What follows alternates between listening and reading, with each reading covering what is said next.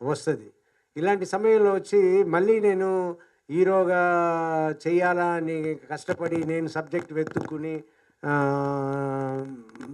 తిరగడం అనేది మనకి బోరు కొట్టిపోయింది, టైర్డ్ అయిపోయాం. సో మన ఇంక పైగా మన క్యారెక్టర్స్ వస్తే ఈజీగా చేసుకుని మనం ఉండొచ్చు, డిఫరెంట్ క్యారెక్టర్స్ చేయొచ్చు, ఎక్కువ క్యారెక్టర్స్ చేయొచ్చు అన్నది నా ఉద్దేశం.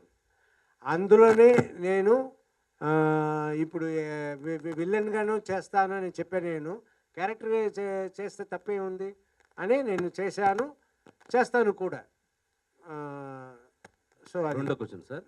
యాక్చువల్గా మీ అంకుశం, తర్వాత సింహరాశి, అలప్రియుడు, ఎవడైతే నాకంటే చాలా సూపర్ హిట్ సినిమాలు.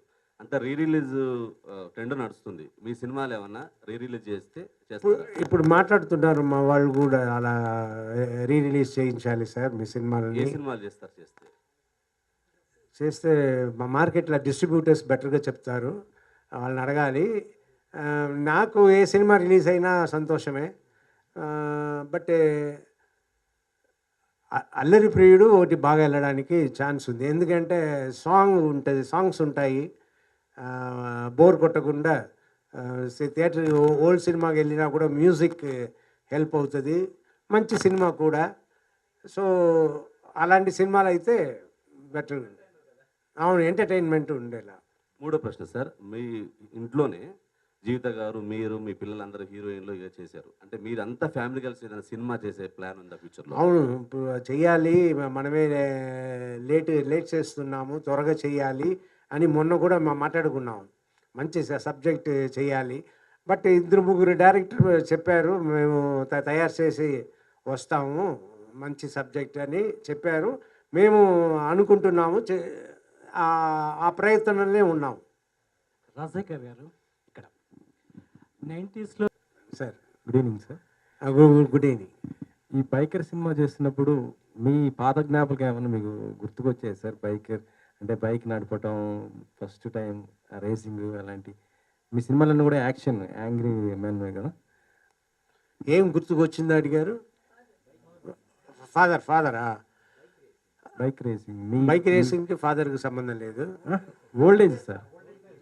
అదే నాకు నేను బైక్ నడపడం అన్నీ ఎప్పుడు నా బైక్ ముగ్గురితోనే మినిమం ఉంటుంది. ఇద్దరితో వెళ్ళింది చాలా తక్కువ. అలా మేము ఫాదర్ అసిస్టెంట్ కమిషనర్గా ఉన్నారని నేను మా ఫ్రెండ్స్ తీసుకున్న ఇది, అందులో ఒక ఇది చెప్పాలి, ఇంట్రెస్టింగ్ ఒక ఇన్సిడెంట్ ఏంటంటే, ఈ ముగ్గురే వెళ్తామంటాం కదా, ల్యాంబ్రెట్టా స్కూటర్ 1001 నంబర్. సో దాని ఆయిరత్తిల్ ఒరువన్ అంటారు, 1000లో ఒకడు అన్నట్టు అంటుంటారు నా ఫ్రెండ్స్ అంతా. అందులో వెళ్తున్నాము.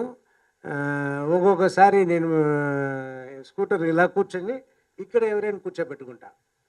సో ఒకరు ముందు ఒకరు వెనక నేను నడుపుతూ ఉంటా.